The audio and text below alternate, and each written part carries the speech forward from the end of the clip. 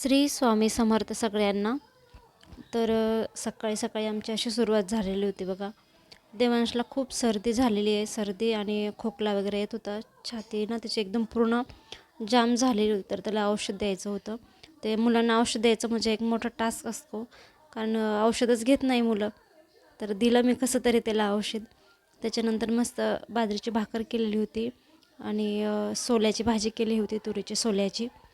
तर आज गाजर आणलेले होते, म्हणजे कालच आणून ठेवलेले होते. तर म्हटलं त्याचा हलवा तरी करूया. मग काय आपल्याकडे फूड प्रोसिजर आहेच, त्याच्यामुळं तो इझी झालं मला बनवायला. एकदम फटाफट काही म्हणजे मिनटातच ते सगळं किसून झालेत गाजरं. 1 किलो गाजराचा हलवा केलेला होता. मस्त छान किसला गेला, आपण जसं किसणीनं किसतो तसंच. हे बघा आमचं कार्टून बघा कसं बसलं आहे जवळच गॅसच्या शेजारी. तर छान असा हलवा पण झालेला होता बघा. मस्त एन्जॉय चालू होता. चलो बाय.